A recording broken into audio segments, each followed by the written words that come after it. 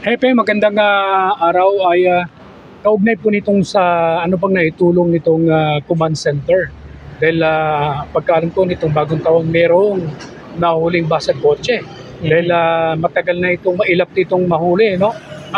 Pakikwento Hepe kung paano siya nangyari. Okay, bago nung pong specifically nung December 28, meron pong insidente ng basag kotse sa probinsya ng Rizal. So nagkaroon po ng information dissemination at nakarating po sa amin yung informasyon. So nagmantay na po kami dito sa bayan ng Santa Cruz. And nung time na po na yun, siguro mga Oktubre, Nobyembre, talaga pong naging talamak. Nagkaroon po tayo ng major concern sa basag kotse, hindi lang sa Santa Cruz, sa mga karatig bayan at karatig probinsya.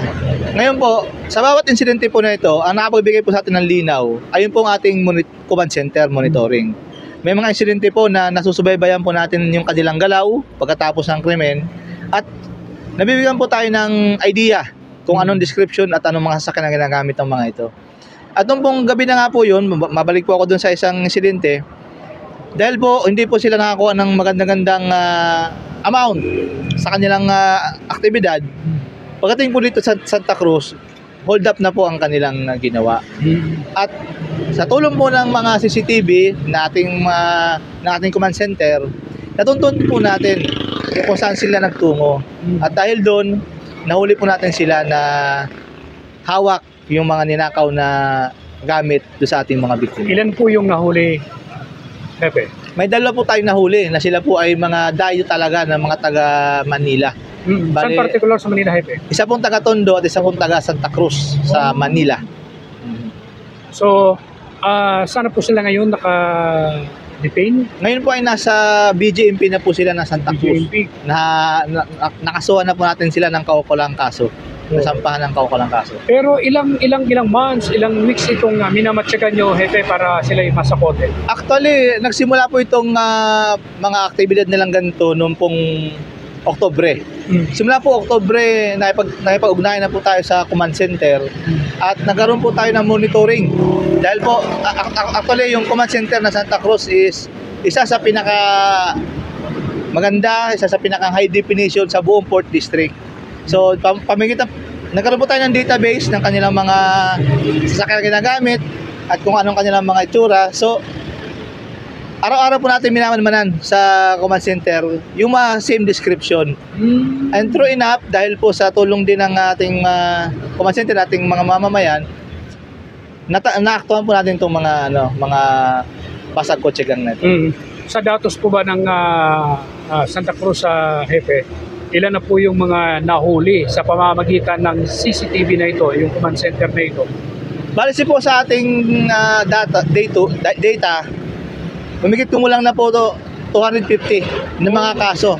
Magmula po ito sa mga simpleng aksidente, mga nakawan, mga sabi natin yung mga murder or homicide. So yan po, alos lahat po yan sa tulong po ng mga high definition CCTV natin, nabibigyan ng kaukulang lunas. So napakaganda at napaka malaking halaga itong command center na ito. Sa part po ng PNP. Opo, tama po kayo. Kaya po nang sabi ko kanina, hindi lang po mga taga Santa Cruz na nakikinabang, kundi mga karatig bayan. Hindi lang mga karatig bayan, pati na po mga karatig probinsya ang pumupunta po na Santa Cruz para po humingi ng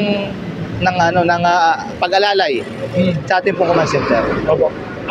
Epe, kaugnay po sa inyong operation ngayon ng Comelec Checkpoint, kumusta? Ano po ang status ngayon mula nung kayo naglunsad ng umpisa hanggang sa mga oras na ito? Ayun nga po, simula po nung January 12, naka-cover na po tayo sa election period at naglatag na po tayo ng mga Comelec Checkpoint for the implementation of Comelec Kanban.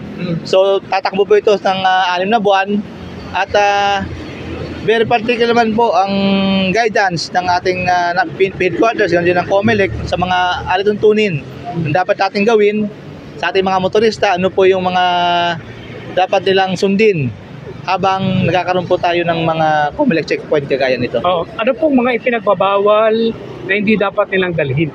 Ang number one po dyan ay ang pagdadala po ng anumang uri ng baril. Kasi po, sa panahon po ng eleksyon, ay kansilado po ang ating mga permit to carry outside residence. Except po doon sa mga pinagkaluban ng COMELEC ng gun ban exemption. So yun naman po ay may paukulang dokumento kung talaga po sila ay pinayagan ng COMELEC na magdala ng baril during election period. So, kasama po ba dito yung mga bodyguard ng mga politicians? Tama po kayo. Lahat po ng inisyo ng ating Chief PNP na permit to carry outside residence ay kansilado, maliban po doon sa papayagan or pinayagan na ng COMELEC for the exemption of COMELEC gun ban. Opo. Ano pong inaasahan natin na Hepe? Ano pong mga panawagan natin para mga kababayan maging aware sila sa ganitong kapanahunan? Ayun nga po, nanawagan po kami sa ating mga kababayan, hindi lang po sa bayan ng Santa Cruz, kundi sa buong lalawigan at buong probinsya na pagpamanin nyo po ang kung ano man po ang inconvenience na pwedeng maidulot ng checkpoint nito. Sabalit ito po ay preparasyon natin para sa nalalapit na eleksyon. Sundin lang po natin ang mga guidelines at ang makakasanan po kayo ng kapulisan natin ay magiging fair at i-observe po natin ang inyong karapatan habang nagakandak po tayo ng mga COMELEC checkpoint. Paano po yung proseso? Pag pinapara po ninyo, hinahinto yung sasakyan, anong unang hakbang? Ang unang hakbang po nito, siyempre mag-slow down. Kung gabi naman po, ibaba po natin yung ating mga ilaw at ibaba po ang mga bintana, buksan lang po ang ating mga cabin lights. So, ang kapulisan naman po, ang checkpoint is only limited to visual search. So, kung hanggang visual search na po kami, hindi man po kami kayo pipilitin bumaba or magbukas ng kung anong compartment. Pili lang po kami magtanong ng mga routinary question. Kung hihingiin po ang inyong lisensya at ang inyong restaurant sakyan, maki-comply na lang po.